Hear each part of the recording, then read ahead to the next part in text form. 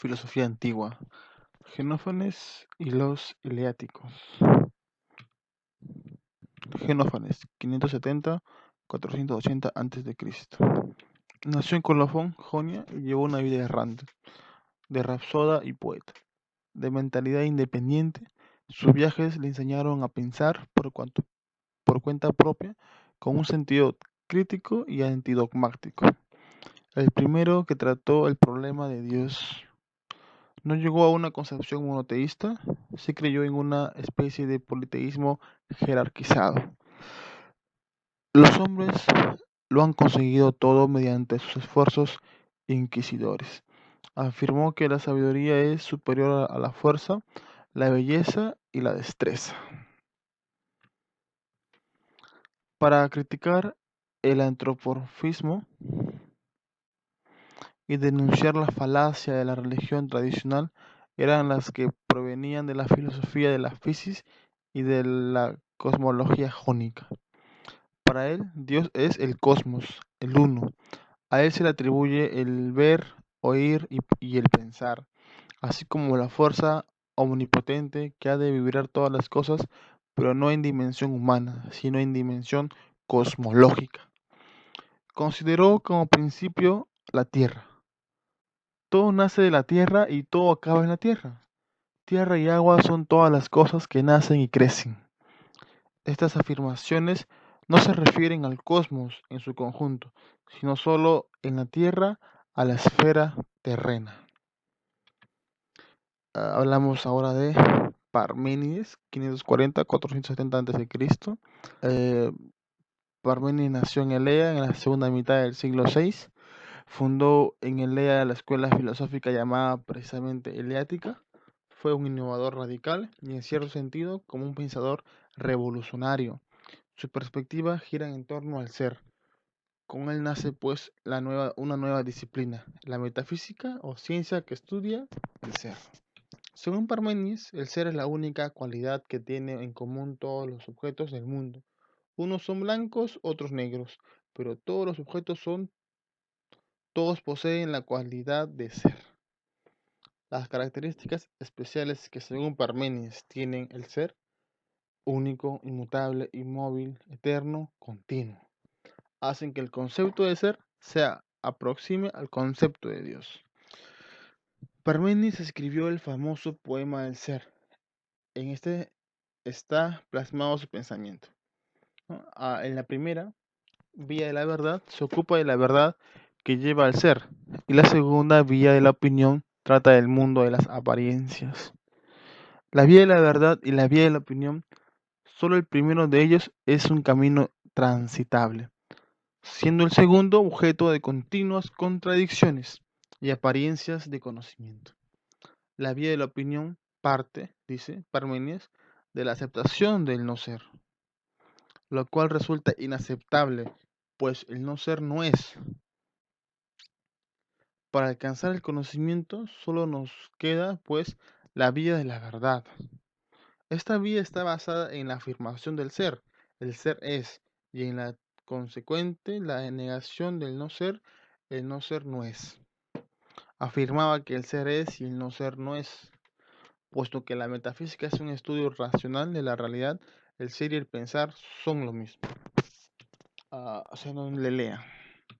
Se ha considerado creador de la dialéctica. Los argumentos más conocidos de Zenón se dividen en dos grupos: los que están en contra de la hipótesis de la pluralidad de los entes y los que están en contra del movimiento. Bueno, defiende los argumentos de su maestro Parménides. Habla de la dicotomía. Si un móvil recorre un determinado trayecto, ese trayecto es especialmente divisible en infinitas partes, de lo que se deduce que el móvil habrá de pasar por un infinito número de partes en un tiempo finito. Luego, todo movimiento es imposible. Bueno, en este contexto de la dicotomía también hay que tener en cuenta el concepto que tiene de tiempo, ¿no? Entonces, con tiempo es una visión lineal y al ser lineal es, pues, de alguna manera absurda.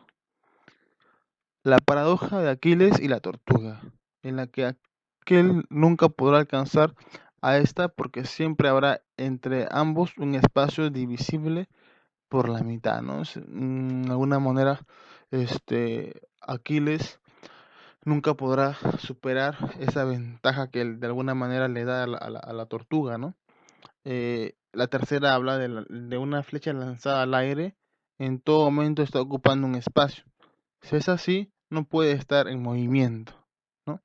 Es el concepto que tiene de tiempo lineal Zenón. La del grano de mijo. Si un grano de mijo al caer no hace ruido, ¿cómo puede hacerlo un medimo en granos de mijo? Bueno, es un concepto muy amplio que habla Zenón en el contexto de dos puntos, ¿no? En cuanto al cambio y en cuanto a la pluralidad. De alguna manera, siguiendo a su maestro Parménides, niega la pluralidad y niega el movimiento. A él la escuela heleática recibió aquella forma típica que se ha conocido con el nombre de erística o dialéctica. La erística, lucha, es el arte del diálogo, de la disputa filosófica, de la argumentación. Lo que Zenón pretendía con ellas era demostrar que la realidad es para los heleáticos el ser uno e inmutable, que el cambio o la variación carecen de sentido, ¿no? Entonces, aquí hay dos cosas importantes. El ser es lo inmutable, ¿no? Entonces, solo se puede hablar del ser, y entonces el ser es. Y hablar del cambio o hablar de la pluralidad es hablar del no ser. Y entonces, al decir no ser, es pues hablar de un absurdo, ¿no? De algo contradictorio. Entonces, de esta manera llega tanto el movimiento como la pluralidad que pueda ofrecer este movimiento. Meliso de Samos. Nació en Samos el 442 a.C. Escribió un libro sobre la naturaleza y sobre el ser. Meliso sistematizó la doctrina errática.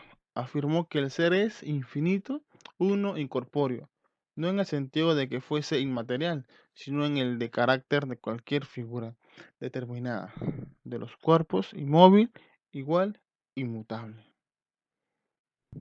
Entonces, el ser es uno e indivisible, eterno, inmóvil, sin cambio, y únicamente accesible por medio de la razón. Lo dotó de un carácter ilimitado e infinito, espacial y temporalmente, algo parecido al apeirón de Anaximandro.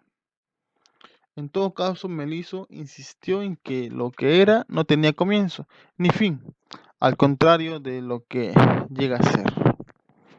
También se opuso a los atomistas que afirmaban la existencia del vacío.